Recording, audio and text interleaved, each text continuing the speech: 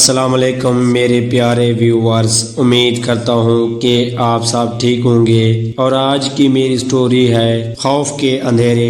یہ سٹوری بہت ہی زبردست ہونے والی ہے۔ اگر آپ میری ویڈیو دیکھ رہے ہیں تو آپ کی محبت کا شکریہ۔ پلیز میری ویڈیو کو مکمل دیکھیں، میرے چینل کو سبسکرائب، میری ویڈیو کو لائک کر دیجئے گا۔ آئیے چلتے ہیں سٹوری کی طرف۔ والد صاحب کی تھوڑی سی زمین تھی جس کی پیداوار سے وہ گھر اور بچوں کے اخراجات پورے نہ کر سکتے تھے۔ اسی وجہ سے انہوں نے ملازمت کی خاطر شہر جانے کا سوچا، مگر وہاں سب سے بڑا مسئلہ رہائش کا تھا۔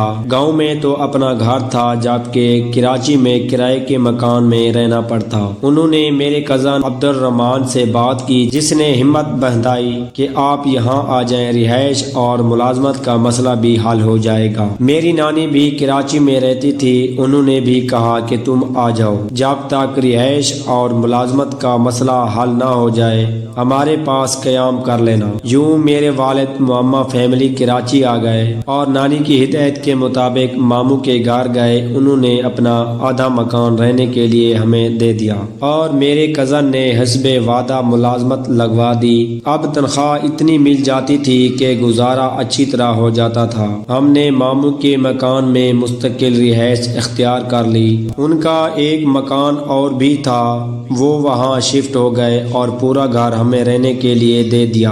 اور بابا جان کو تاکید کر دی کہ کچھ رقم جوڑو تاکہ کوئی پلاٹ خرید سکو۔ کب تک کرائے کے گھر میں بھٹکتے رہو گے؟ لیکن والد نے کرائے کا گھر لینے کا خیال ہی دل سے نکال دیا اور ماموں کے مکان کو مستقل اپنا ٹھکانہ بنا لیا۔ یہاں تک کہ بچے بڑے ہو گئے۔ ایک روز والد صاحب کا ماموں سے جھگڑا ہو گیا، جس پر انہوں نے ہمیں اپنے مکان سے نکال دیا۔ جب عبد الرحمان بھائی کو علم ہوا تو انہوں نے اپنا مکان ہمیں رہنے کے لیے دے دیا۔ والد صاحب کی نوکری ایسی تھی کہ ہر سال معاہدہ ہوتا تھا اور تنخواہ میں ترقی بھی نہیں ہوتی تھی، اس لیے وہ کرائے پر مکان نہیں لیتے تھے۔ جنید عبد الرحمان کا چھوٹا بھائی تھا، وہ پہلے کبھی کبھار اور اب اکثر ہمارے گھر آنے لگا۔ یہ 6 بہن بھائیوں میں سب سے چھوٹا تھا اور ابھی اس کی شادی بھی نہیں ہوئی تھی۔ چند سال بڑے ہونے کے سبب میں انہیں شروع میں جنید بھائی کہتی تھی۔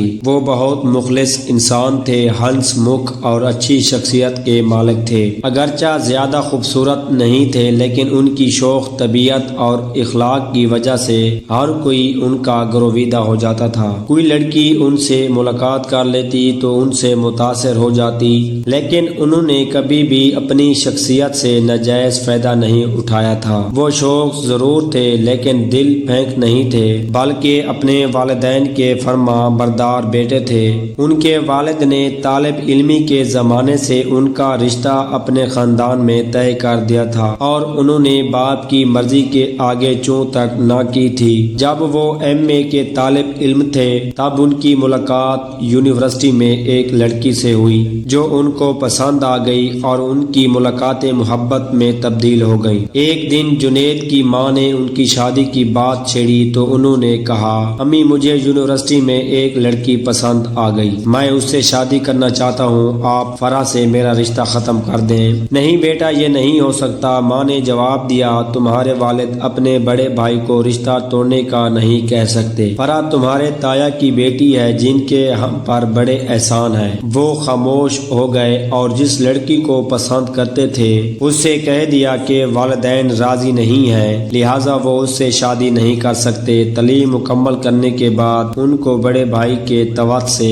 گورنمنٹ جاب مل گئی اور وہ مستقل کراچی رہنے لگے۔ 2-4 ماہ بعد اپنے والدین سے ملنے گاؤں جایا کرتے تھے۔ پھر یہ ہوا کہ کسی خاندانی رنجش کے سبب تایا نے خود ہی رشتہ ختم کر کے فرح کی شادی دوسری جگہ کر دی۔ کچھ دنوں بعد جب جنید گاؤں گئے تو ان کی والدہ نے پوچھا، بیٹا وہ کون لڑکی ہے جس کو تم پسند کرتے ہو؟ میں چاہتی ہوں اب اس سے تمہاری شادی کرا دیں۔ امی جان، اس لڑکی کی بھی شادی ہو گئی ہے، اب میری کوئی پسند نہیں ہے، آپ جس کے ساتھ چاہیں میری شادی کر دیں۔ ان دنوں میری عمر 14 برس تھی اور میں جنید کو پسند کرنے لگی تھی۔ اچھے قد کاٹ کی وجہ سے میں اپنی عمر سے بڑی لگتی تھی۔ کبھی کبھی مجھے احساس ہوتا کہ جنید مجھے کن اکھیوں سے دیکھتے ہیں، شاید وہ مجھے پسند کرتے ہوں، مگر کبھی مجھ سے کچھ کہا نہیں۔ گئی کیونکہ میں ان سے بہت چھپتی بھی تھی۔ انہی دنوں عبد الرحمان بھائی کو پیسوں کی اشد ضرورت پڑ گئی اور انہوں نے ہمیں اپنا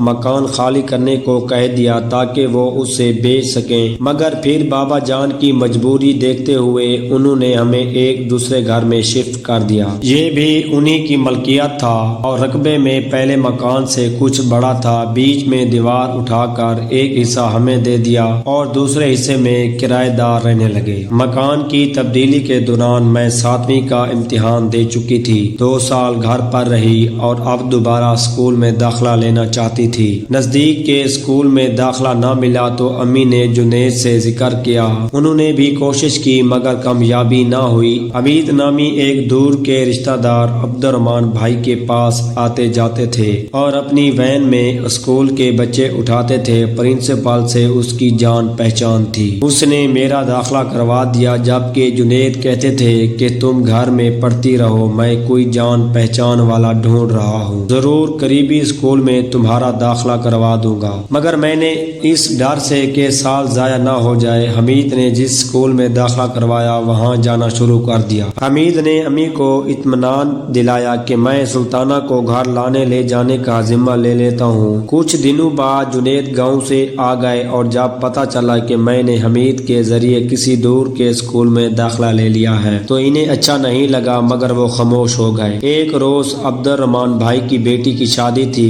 ڈھولکی کی تقریب کے لیے جنید مجھے لینے آئے۔ تب انہوں نے مجھ سے کہا، سلطانہ تم مجھے اچھی لگتی ہو، کیا مجھ سے شادی کرنا پسند کرو گی؟ میں نے جواب دیا، میں ابھی میٹرک کرنا چاہتی ہوں، آپ کو 2-3 سال انتظار کرنا پڑے گا۔ وہ بولے، میں 3-4 سال تک تمہارا انتظار کر سکتا